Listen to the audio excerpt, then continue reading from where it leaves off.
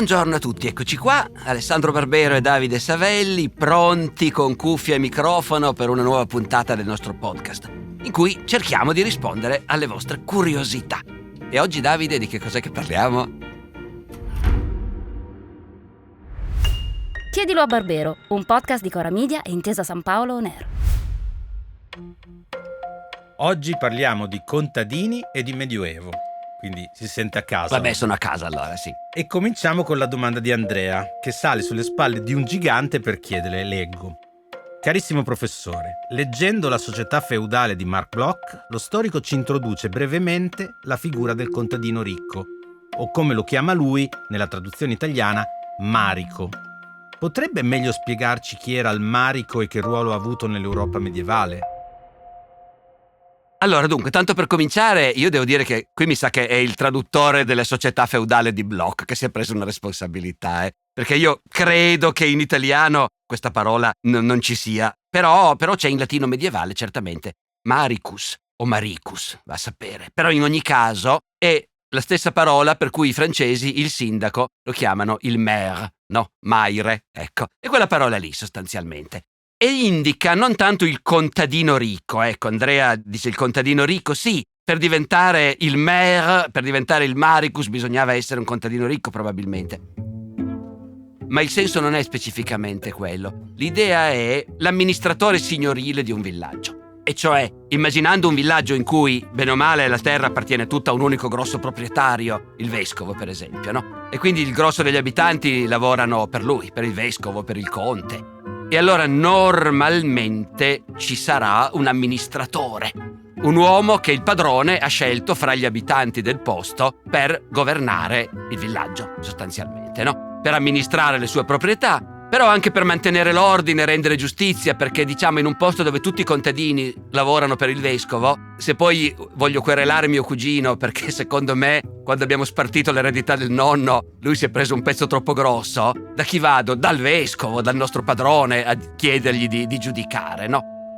E quindi è bene che nel villaggio ci sia un uomo suo, autorevole. Allora chi si sceglie il padrone per amministrare i suoi beni e mantenere l'ordine nel villaggio?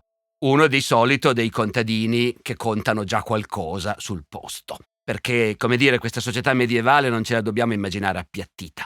Non dobbiamo immaginare i contadini come una massa di servi miserabili che muoiono di fame.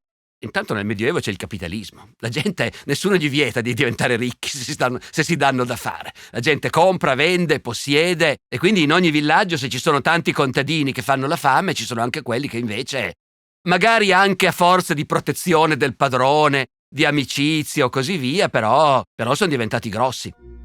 I francesi dicono il coq de village, no? Il gallo del villaggio. Sono quegli stessi che poi magari se il padrone è un cavaliere un po' impoverito che ha bisogno di soldi, un bel giorno cominciano a prestare soldi al padrone e però poi la figlia del padrone sposa il figlio del contadino ricco a quel punto, no? Ecco, quindi c'è questa mobilità sociale e questi personaggi ovviamente sono in vista. Tant'è vero che spesso i cognomi moderni fanno riferimento a questi ruoli. In italiano appunto non è che si dicesse tanto il Maricus, ma si diceva per esempio il Gastaldo. E in Italia Gastaldi, per esempio, è un cognome ben presente. Ancora di più in tedesco, dove il cognome forse più comune in assoluto in Germania, Schulz, vuol dire quello. Lo Schulz era, per l'appunto, diciamo così, l'amministratore signorile del villaggio. Sul versante, diciamo, più umile, cioè sui contadini più poveri, Alessandro da Milano ha questa curiosità. Sappiamo qualcosa di come si divertivano le persone comuni nel Medioevo, di come gli svaghi siano cambiati nei secoli? I poveri contadini, nel poco tempo libero che avevano, cosa facevano? I ricchi mercanti in che modo utilizzavano il loro denaro per l'intrattenimento? Esistevano ancora i giochi come nell'antica Roma?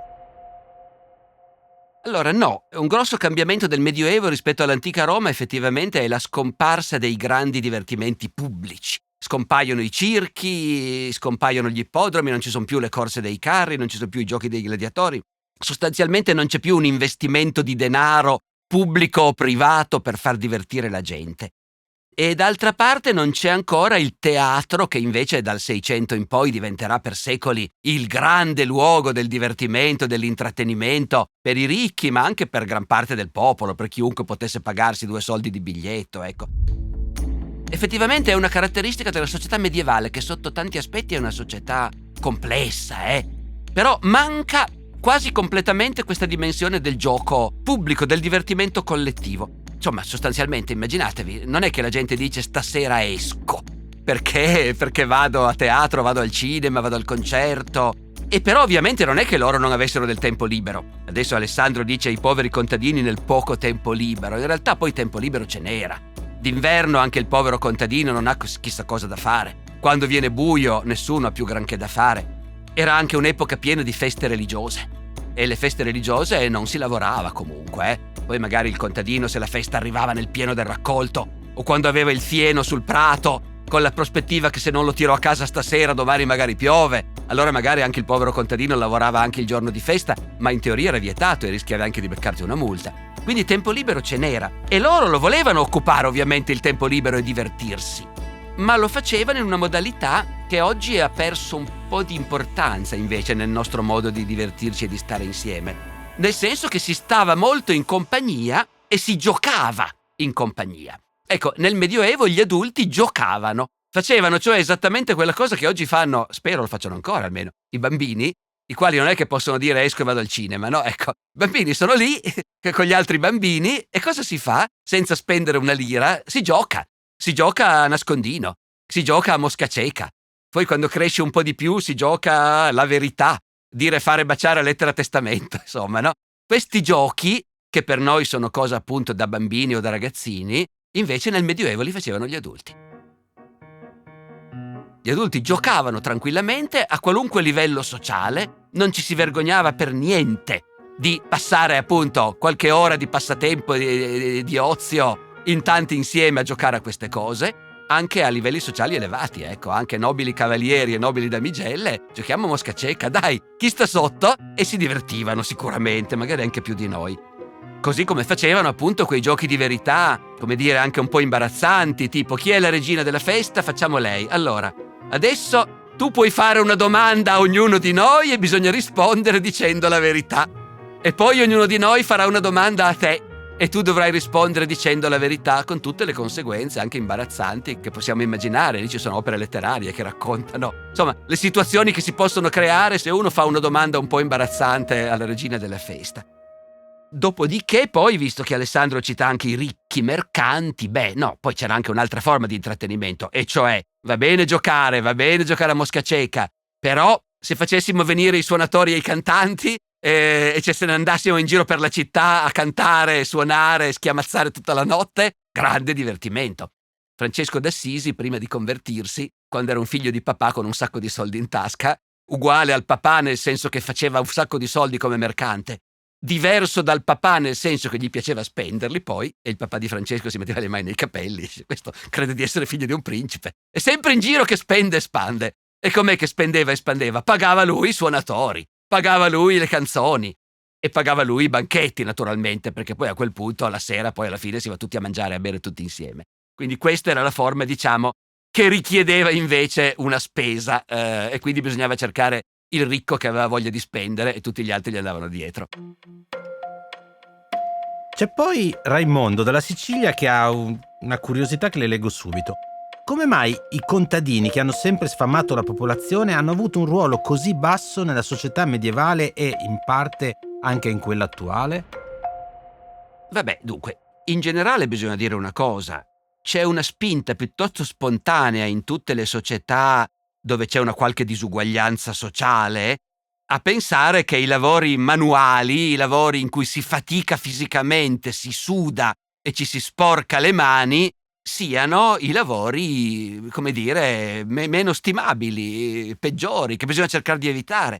Nessuno nega che siano lavori indispensabili, però più o meno in tutte le società chi ha i soldi preferisce che i figli facciano gli avvocati piuttosto che non fare i contadini o i lavoratori manuali, per l'appunto i facchini, i meccanici e così via. C'è stata un'unica società che io sappia che ha provato a ribaltare questa cosa, ed è stata l'Unione Sovietica, dove la retorica ufficiale era che non c'è niente di più bello che essere un operaio di fonderia o una mungitrice del kolkhoz, e la Pravda in prima pagina, invece di mettere la foto del politico di turno, metteva la foto delle due mungitrici del kolkhoz ucraino che hanno battuto tutti i record di produzione del latte e dove effettivamente poi alla fine l'operaio di fabbrica, operaio specializzato che lavorava bene, guadagnava quanto un chirurgo. Ma perché era il chirurgo che era pagato male, naturalmente, fondamentalmente, no? Ecco. Quella è l'unica società che ci ha provato, riuscendoci più in teoria che in pratica, più nella propaganda che nella realtà, e poi perché anche lì comunque i figli dell'elite non andavano a fare gli operai, naturalmente, no? In tutte le altre società è naturale purtroppo che sia così.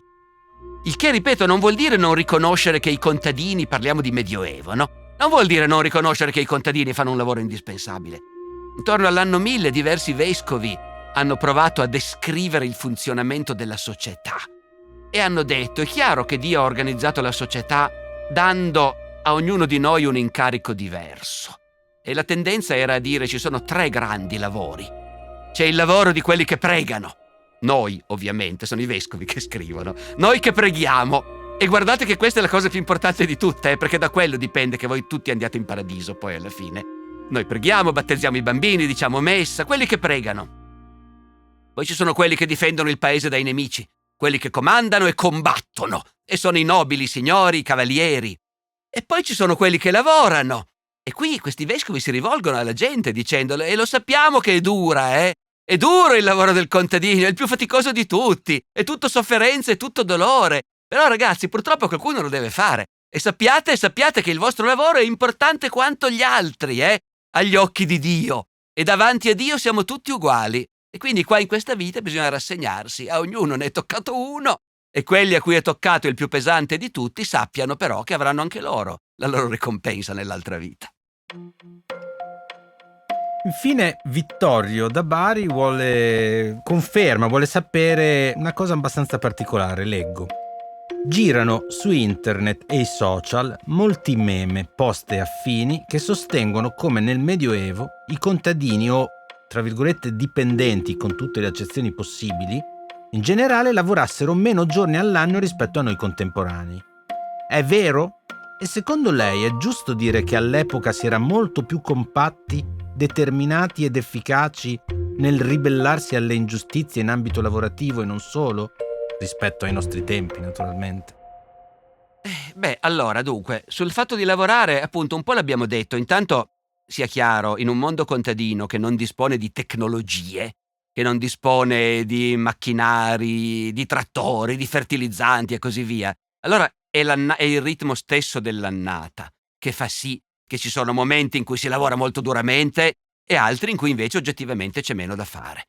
Quindi il ritmo dell'annata contadina voleva dire che in certi momenti effettivamente davvero c'erano lunghe fasi di lavoro meno pesante, meno impegnativo. In città, come dire, si lavorava dall'alba al tramonto, il che vuol dire che in estate si lavorava molto. In inverno anche lì non si lavorava così tanto, perché non è detto che in bottega valesse la pena di tenere accese le candele per continuare a lavorare. E poi comunque in ogni caso c'erano, come accennavo anche prima, in un calendario che era tutto dominato dalla religione, c'erano tanti giorni di festa che bisognava rispettare, che bisognava osservare. Intendiamoci, non è detto che fossero tutti contenti di questo, perché i dipendenti non è detto che fossero pagati, come dire, in blocco. Certo, un garzone di bottega che aveva un accordo col padrone, per cui tu mi dai da mangiare, da dormire in un angolo della bottega e un fiorino all'anno, così da mettere da parte, e quel fiorino all'anno corre comunque, non importa se oggi lavoriamo o non lavoriamo. Ma i più poveri, i facchini, i braccianti, quelli che lavoravano a giornata, quelli che ogni mattina cercavano qualcuno che gli desse qualcosa da fare, quelli lì non erano tanto contenti che ci fossero tanti giorni di festa probabilmente, però toccava rispettarli. Quanto al fatto che cenna Vittorio che nel Medioevo si fosse molto più compatti nel ribellarsi alle ingiustizie, oddio, rispetto ai nostri tempi, dice. Allora vediamo, nei nostri tempi siamo molto compatti nel ribellarci alle ingiustizie, alle disuguaglianze, mica tanto. Verrebbe da dire ci vuol poco a essere più compatti di quello che siamo noi oggi, mi sembra. Si può anche dire qualcosa di meno generico, però. Ribellarsi ha un impatto molto diverso a seconda che lo si faccia in modo disordinato, individualistico, così, o che invece ci sia una consapevolezza che ci si può muovere tutti insieme e che se ci muoviamo tutti insieme contiamo di più ed è più facile ottenere qualcosa. Allora, questo nella società medievale si vede. Cioè si vede che emerge via via una consapevolezza che qui al villaggio dobbiamo muoverci tutti insieme, tutti noi che abitiamo in questo paese e che andiamo in messa in quella parrocchia, siamo una comunità ed è collettivamente che andiamo dal Signore a dirgli che vogliamo che abolisca quell'obbligo, che alleggerisca quella tassa o così via. Così come per toccare un ambito che a me è molto vicino, anche per il lavoro che faccio, le università medievali. Cosa sono le università medievali? Come nasce l'Università di Bologna? L'Università di Bologna non nasce mica solo perché a Bologna ci sono tanti professori che danno lezioni private di diritto romano. Loro sono dei privati professionisti. Ce n'è tanti per tanti motivi. Bologna è vicina a Ravenna, alla Romagna, al luogo che è rimasto romano, bizantino per tanto tempo. Lì ci sono i libri giusti, insomma, per studiare il diritto romano. Ma i professori che insegnano a Bologna non sono mica l'Università di Bologna, sono dei privati docenti. L'Università di Bologna sono gli studenti che arrivano a Bologna da mezza Europa, perché chi si laurea a Bologna poi torna in Polonia e ottiene subito un incarico, un posto da giudice. No, ecco, arrivano da mezza Europa e a Bologna sono dei forestieri, senza diritti, perché se non sei del posto è difficile che ti garantiscano dei diritti. E allora cosa fanno gli studenti a un certo punto? Gli studenti di Bologna a un certo punto si dicono: adesso noi ci organizziamo tutti insieme, formiamo una collettività. Come si dice una collettività organizzata nel linguaggio medievale? Una universitas. Tutti insieme. E tutti insieme andiamo poi dalle autorità del comune di Bologna a dire: oh, noi vogliamo gli alloggi col fitto bloccato e così via. Quello è. Quindi effettivamente non c'è dubbio, nel Medioevo emerge spesso una consapevolezza che per ribellarsi bisogna muoversi in tanti tutti insieme. Tempo scaduto. Già, tempo scaduto, anzi siamo stati lunghi. Vabbè, se si lamentano ci impegneremo a essere più brevi in futuro. Arrivederci a tutti, anzi a risentirci a tutti.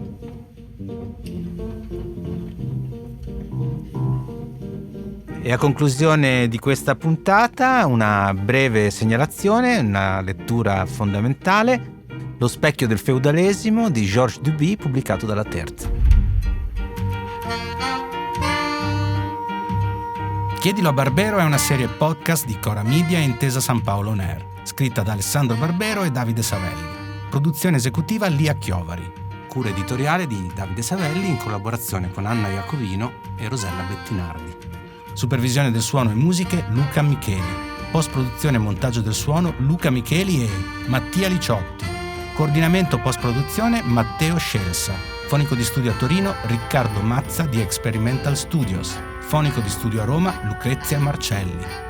Io sono Davide Savelli e vi do appuntamento alla prossima settimana ricordandovi che potete inviare le vostre domande via mail all'indirizzo chiedilobarbero@coramedia.com oppure con un messaggio WhatsApp anche vocale al numero 345 09 83 998.